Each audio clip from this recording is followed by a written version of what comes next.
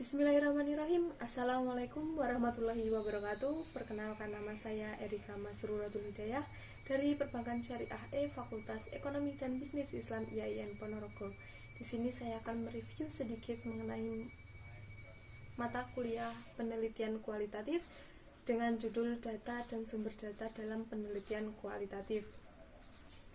Data menurut Prasojo dan Rianto adalah sesuatu yang belum diolah dan belum dapat digunakan sebagai dasar yang kuat dalam pengambilan keputusan, sehingga dapat diartikan bahwa data adalah fakta empirik yang dikumpulkan oleh peneliti untuk kepentingan memecahkan masalah atau menjawab pertanyaan penelitian. Sedangkan menurut Sugiono, sumber data terbagi menjadi dua, yakni data primer dan data sekunder. Data primer adalah data yang diperoleh atau dikumpulkan oleh peneliti secara langsung dari sumber datanya. Data primer disebut juga sebagai data asli atau data yang memiliki sifat up to date.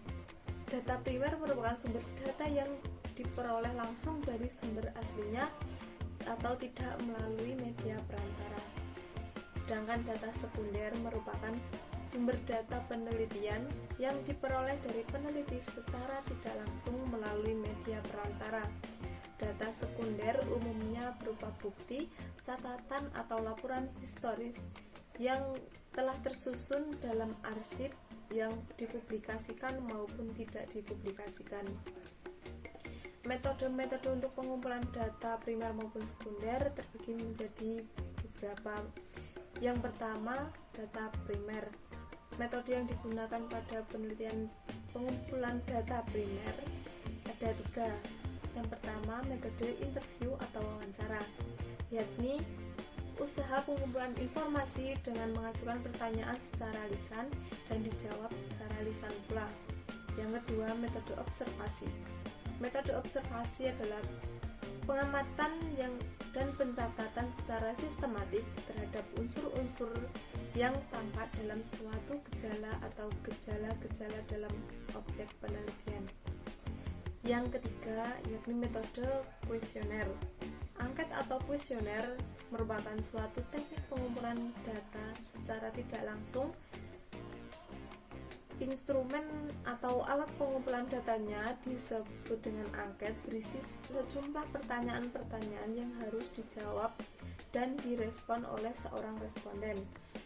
Untuk metode pengumpulan data sekunder, yakni data sekunder adalah data yang diperoleh dari pihak ketiga yang berupa karya dari peneliti terdahulu. Data sekunder dapat berupa buku, jurnal ilmiah, arsip, dokumen, dan sebagainya yang bisa diperoleh secara online maupun offline melalui lembaga terkait atau perpustakaan. Selanjutnya yakni kelebihan dari data sekunder. Data sekunder mudah diakses dibandingkan data primer. Yang kedua, data sekunder sangat terjangkau. Dibutuhkan sedikit atau tanpa biaya untuk mendapatkan karena terkadang diberikan secara gratis. Yang ketiga, waktu yang dihabiskan untuk pengumpulan data sekunder biasanya sangat sedikit dibandingkan data primer. Yang keempat, data sekunder memungkinkan dilakukan studi tanpa harus menunggu lama atau menarik kesimpulan. Yang terakhir, data sekunder membantu menghasilkan wawasan baru ke dalam data primer yang ada. Sedangkan kekurangan dari data sekunder yakni data sekunder mungkin tidak otentik dan tidak dapat diandalkan. Seorang peneliti mungkin harus memverifikasi lebih lanjut data yang dikumpulkan dari sumber yang tersedia. Yang kedua, peneliti mungkin harus berurusan dengan data yang tidak relevan sebelum akhirnya menemukan data yang dibutuhkan. Yang ketiga, beberapa data dibesar-besarkan karena bias pribadi dari sumber data. Yang keempat, Beberapa sumber data sekunder terkadang sudah usang tanpa ada data baru untuk menggantikan yang lama. Selain dari data sekunder, terdapat kelebihan dan kekurangan dari data primer. Kelebihan dari data primer adalah data lebih mencerminkan kebenaran berdasarkan dengan apa yang dilihat dan didengar langsung oleh peneliti, sehingga unsur kebohongan dari sumber yang fenomenal dapat dihindari. Dengan kekurangan dari data primer adalah membutuhkan waktu yang relatif lama serta biaya yang dikeluarkan relatif cukup besar. Selanjutnya, gejala sosial, tempat, perilaku, dan aktivitas dalam penelitian kualitatif. Gejala sosial adalah peristiwa-peristiwa yang terjadi di antara dan oleh manusia, baik secara individu maupun kelompok. Contoh gejala sosial antara lain adalah kemiskinan, kejahatan, perang, kewirausahaan, dan persamaan gender. Setiap gejala sosial memiliki dampak sekaligus penyebab dari gejala sosial yang lain. Dari gejala sosial tersebut ada beberapa poin, yakni yang pertama, lokasi atau tempat penelitian. Lokasi penelitian dan subjek penelitian merupakan suatu kesatuan yang sudah ditentukan sebelumnya. Pemilihan lokasi penelitian diarahkan oleh teori substansif yang dirumuskan dalam bentuk hipotesis kerja. Hipotesis kerja itu baru akan dirumuskan secara tetap setelah dikonfirmasikan dengan data yang muncul ketika peneliti sudah memasuki latar penelitian. Selanjutnya, perilaku dan aktivitas dalam penelitian kualitatif. Perilaku adalah segala manifestasi hayati atau manifestasi hidup individu, yaitu semua ciri-ciri yang menyatakan bahwa individu manusia itu hidup. Perilaku ini bukan hanya mencakup hal-hal yang dapat diamati, tetapi juga hal-hal yang tersembunyi. Contohnya dari perilaku yang tidak dapat diamati adalah berpikir, mengingat, menghayal, membayangkan, menghayati, ataupun merasakan.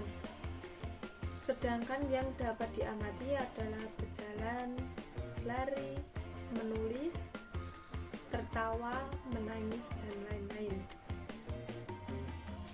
Teknik pengumpulan data dalam penelitian kualitatif ada 4, yakni observasi, metode dokumentasi, forum group discussion, dan wawancara. Yang pertama, observasi, yakni pengumpulan data langsung dari lapangan. Jadi teknik pengumpulan data observasi ini, seorang peneliti harus terjun langsung ke lapangan untuk mengetahui situasi dan kondisinya seperti apa. Selanjutnya, metode dokumentasi. Metode dokumentasi adalah metode yang dengan mengumpulkan data yang digunakan untuk menelusuri data historis, dokumen tentang orang atau sekelompok orang, peristiwa atau kejadian dalam situasi sosial yang sangat berguna dalam penelitian kualitatif. Yang ketiga, forum group discussion atau FGD. FGD menurut seorang peneliti pada tahun 1999 adalah melakukan eksplorasi atau isu atau fenomena khusus dari diskusi suatu kelompok individu yang berfokus pada aktivitas bersama di antara para individu yang terlibat di dalamnya untuk menghasilkan suatu kesepakatan bersama. Yang terakhir yakni wawancara. Secara sederhana dapat diartikan bahwa wawancara atau interview adalah suatu kejadian atau suatu proses interaksi antara pewawancara dan sumber informasi atau orang yang diwawancarai melalui komunikasi langsung. Selain itu, dalam teknik pengumpulan data wawancara terbagi menjadi dua, yakni wawancara terstruktur dan yang kedua yakni wawancara tidak terstruktur. Yang pertama, wawancara terstruktur adalah jenis wawancara pribadi di mana pewawancara menggunakan format tetap, di mana pertanyaan disiapkan sebelumnya. Yang kedua, wawancara tidak terstruktur.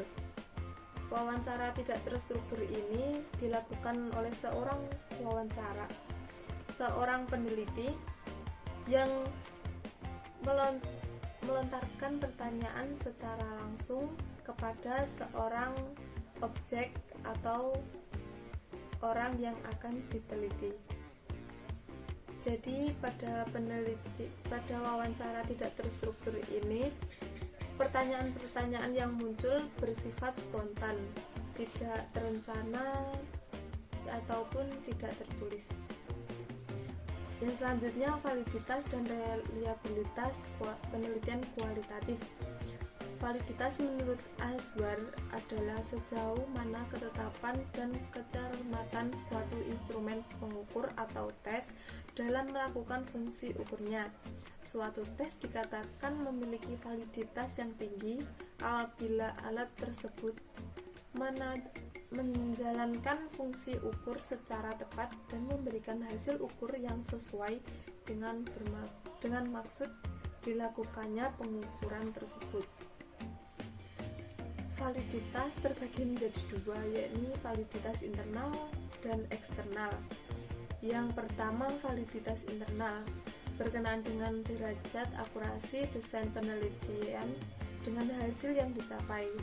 Jika dalam desain penelitian dirancang untuk meneliti etos kerja pegawai, maka data yang diperoleh seharusnya adalah data yang akurat tentang etos kerja pegawai.